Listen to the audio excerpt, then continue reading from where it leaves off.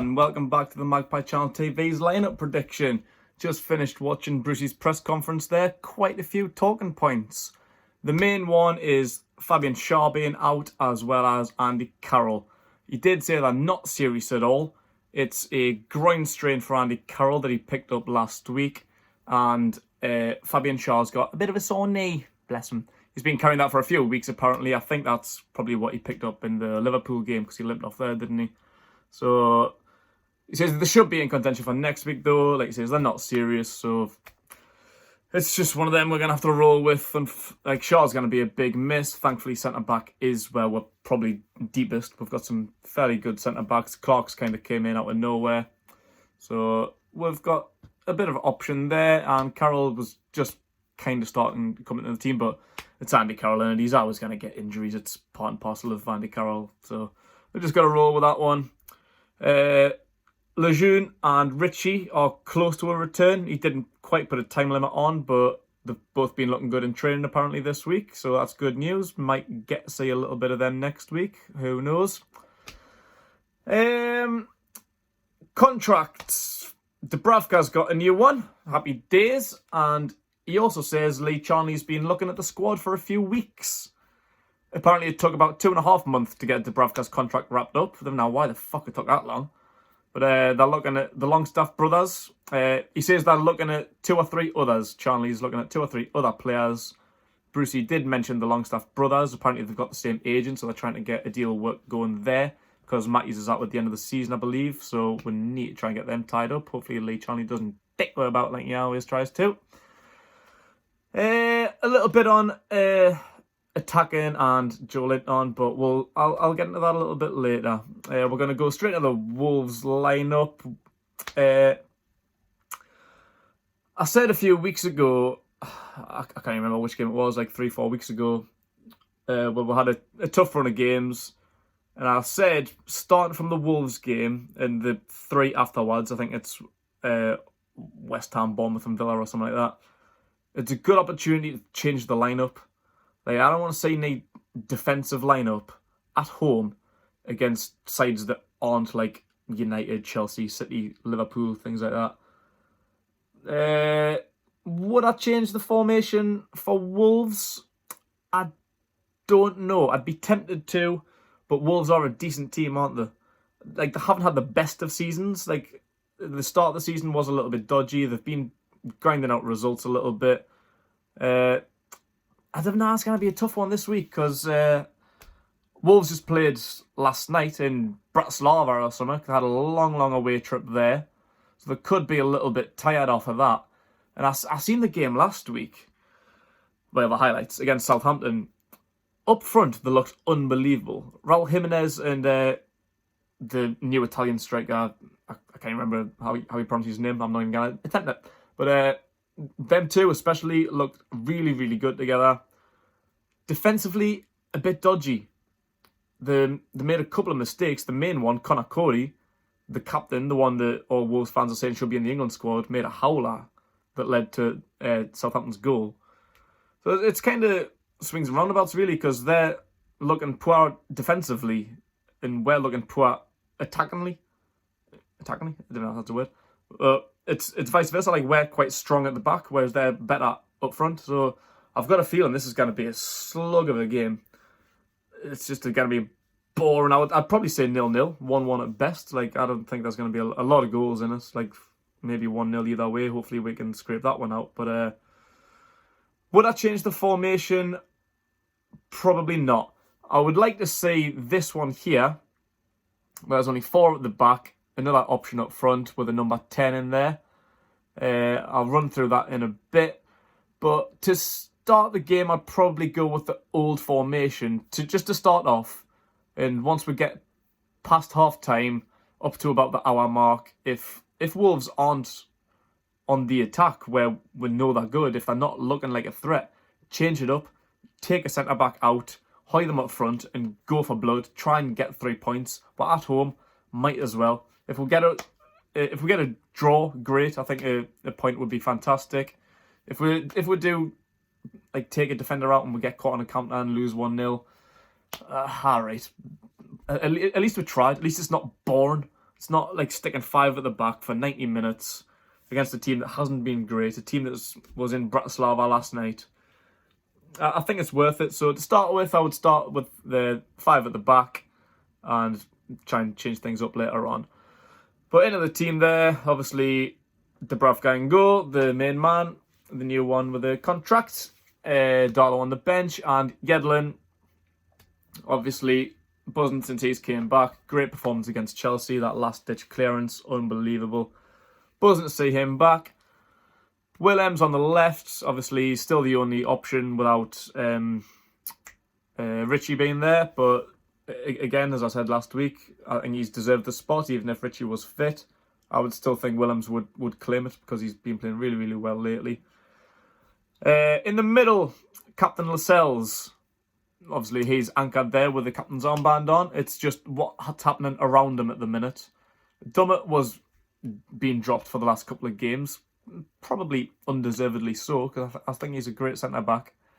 Clark's been a surprise inclusion, but been playing really, really well. I'm out of the moon with him. I'd be tempted to play Clark on the right-hand side and Dummett on the left, because Dummett's obviously more comfortable on the left, but I think Clark is as well. So for now, I would stick with Clark on the left-hand side, and I'd bring Federico Fernandez in on the right-hand side of Lascelles. I think he's a naturally right-sided player, I believe. The times I've seen him this season, he's been great. I've been really, really impressed by... He hasn't getting that much of a game. I remember when he came on late against... it was Tottenham away when Lascelles went off injured. Done really, really well there. Then the game afterwards, I think it was Leicester in the Cup. Put in a solid 90 minutes there. So I'd bring Fernandez in and put Dummett on the bench. Bring him on as an option. Let's say I rate Dummett as a centre-back. He's class there. Alongside him will be Kraft. He's been on the bench. Me and Mercedes Marak caught him the other day in Scotswood Road. Kind of guy. He's got Brucey's liking him, and he's been on the bench for the last few weeks. We haven't seen Manquillo, so I'm expecting we'll just stick with that. Sean and Matty in the middle. Neither one really got going against Chelsea, but it was a bit of a tough game. Hayden's out again. This will be his last game of his 3-match suspension, thankfully. But for them, I would definitely kick with them too. Brucey did say they've got a big future. They're 2 great players. Hopefully we can get a contract signed up and keep them in. Shelby on the bench is the only other option, really, besides Ki Sung Young. But now Shelby's the more creative one. So Maximin, such a dynamic player. Like, he's pacing everything. The end product still maybe is a little bit questionable, but for what he does on the ball, he's outstanding. I'd put him in the starting lineup every day of the week, no matter how we're playing. I don't give a fuck. He's one of the first names on the team sheet I want to see in there. Like, he gets fans up off the seat, the things he does, man. Oh, beautiful. Beautiful, man. This is the one that's been questioned for ages, Almiron. I'll keep him in there. Brucey did mention him. Brucey mentioned that they've been working in training to attack more and get goals. Knee shit, Sherlock. That's my fucking biggest problem. In the final third, what dog shit? Like, why wasn't that being worked on weeks and weeks ago? He'd mentioned Joe Linton, as I'll get into, and Almiron. He says they both need to just get a goal and get some confidence. And that should be it. Once they get one goal, like we've all been saying this for weeks and months, just get a goal, get some confidence in you, and he should be sorted. So I'll stick with Almiron.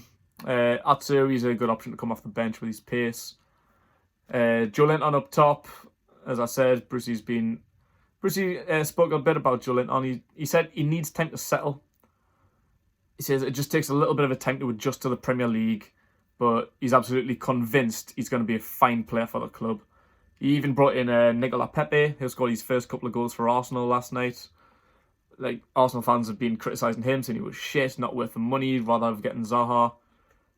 But like I say, it does just take time, and that was in the Europa League. It wasn't in the Premier League he scored his goals, but 2 unbelievable free kicks. Who's David Beckham? Unbelievable. But he's getting a chance now. So between Joe Linton, Almiron, Sir Maximin, they're all new to the Premier League. Almiron already has been here about 10 months now, but And like hopefully it doesn't take Joelinton and St Maximin that long to adjust. But I'm sure they'll get there, all three of them. Obviously, with Carroll being injured, Joelinton has to start, really.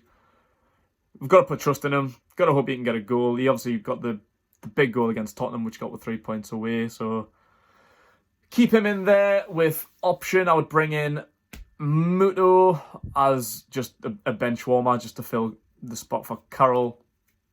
And Gale, I wouldn't mind seeing Gale. I do rate Gale. I think against teams like Wolves, he could cause them a bit of a problem. He's short and nippy, and he's got that pace. I think he can cause them a bit of a bother, more than what Muto would. I'm not really that bothered about seeing Muto. Gale for me, decent player. So that's my starting 11, I would say.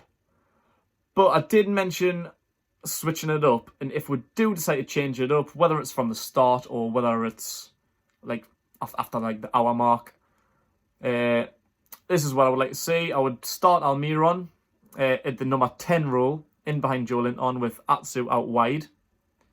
Obviously dropping one of the centre backs, probably Clark. I think Fernandez is more of a solid centre back, more experienced.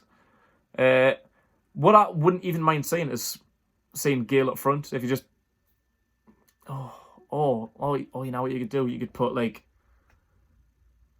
Almiron on the left and Joelinton on number 10, because I think he would excel in that role. If you drop Joelinton on a bit further back and Gale up top, I think that would look good.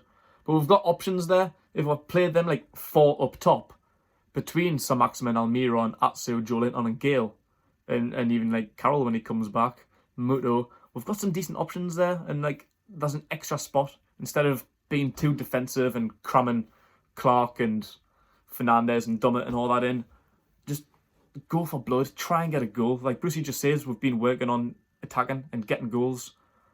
Like, start now. Yeah, I probably would start with 5 at the back to start with, but if Wolves aren't causing a threat, go for it. There's no harm in going for it, and we've got a couple of easier games coming up. Now would be a good time just to get some practice in. So that's what I would like to see.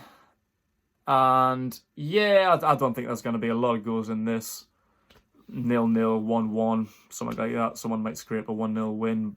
Either way, who knows? Let me know what you think of your team. Also, some concept squads. I haven't seen any of them in a few weeks. I'd still like to get some of them in. Yeah, let me know what you think. Team, results, how the game will go. Like and subscribe to the Magpie Channel TV. Thanks for watching, everybody, and enjoy yourself.